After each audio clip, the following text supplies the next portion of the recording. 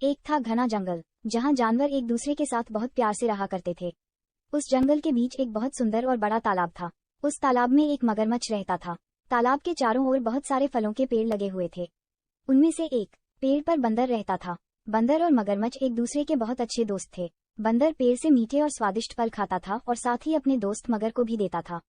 बंदर अपने दोस्त मगर का खास ख्याल रखता और मगर भी उसे अपनी पीठ पर बैठाकर पूरे तालाब में घुमाता था। दिन निकलते गए और दोनों की दोस्ती गहरी होती गई। बंदर जो फल मगरमच्छ को देता था, मगरमच्छ उनमें से कुछ फल अपनी पत्नी को भी खिलाता था। दोनों फलों को बड़े ही चाव से खाते थे। बहुत दिनों के बाद एक बार मगर की पत्नी ने कहा कि बंदर तो हमेशा ही स्वादिष्ट फल खाता रहता है, जरा सोचो उसका कलेजा कितना स्वादिष्ट होगा। वह मगर से जिद करने लगी कि उसे बंदर का कलेजा खाना है। मगर ने उसे समझाने की कोशिश की, लेकिन उसने नहीं माना और वो मगर से रूठ गई। अब मगर को न चाहते हुए भी हाँ बोलना पड़ा। उसने कहा कि वो दूसरे दिन बंदर को अपनी गुफा में लेकर आ जाएगा, तब उसका कलेजा निकालकर खा लेना। इसके बाद मगर की पत्नी मान गई। हर दिन की तरह स्वादिष्ट फलों के साथ बंदर मगर का इंतजार करने लगा। कुछ ही देर में मगर भी आ गया और दोनों ने मिलकर फल खाए। मगरमच्छ बोला कि दोस्त, आज तुम्हारी भाभी तुमसे मिलना चाहती है। चलो, तालाब की दूसरी ओर मेरा घर है, आज वहाँ चलते हैं। बंदर झट से मान गया और उछलकर मगर की पीठ पर बैठ गया।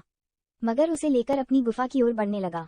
जैसे ही दोनों तालाब के बीच पहुंचे, मगर ने कहा कि मित्र, आज तुम्हारी भाभी की इच्छा है कि वो तुम्हारा कलेजा खाए। ऐसा कहकर उसने पूरी बात बताई। बात सुनकर बंदर कुछ सोचने लगा और बोला, मित्र, तुमने मुझे ये पहले क्यों नहीं बताया? मगर ने पूछा, क्यों मित्र, क्या हो गया? बंदर बोला कि मैं अपना कलेजा तो पेड़ पर ही छोड़ा हूँ, तुम मुझे वापस ले चलो तो मैं अपना कलेजा साथ में ले आऊंगा। मगर बंदर की बातों में आ गया और वापस किनारे पर आ गया। वो दोनों जैसे ही किनारे पर पहुंचे, बंदर झट से पेड़ पर चढ़ गया और बोला कि मूर्ख, तुझे पता नहीं कि कलेजा हमारे अंदर ही होता है। मैं हमेशा ही तुम्हारा भला सोचता रहा और तुम मुझे ही खाने चले थे। कैसी मित्रता है ये तुम्हारी, चले जाओ यहाँ से। मगर अपनी करनी पर बहुत शर्मिंदा हुआ और उसने बंदर से माफी मांगी। लेकिन अब बंदर उसकी बातों में नहीं आने वाला था। इस कहानी से हमें ये सीख मिलती है कि संकट के समय हमें घबराना नहीं चाहिए। मुसीबत के समय अपनी बुद्धि का उपयोग कर उसे दूर करने का उपाय सोचना चाहिए।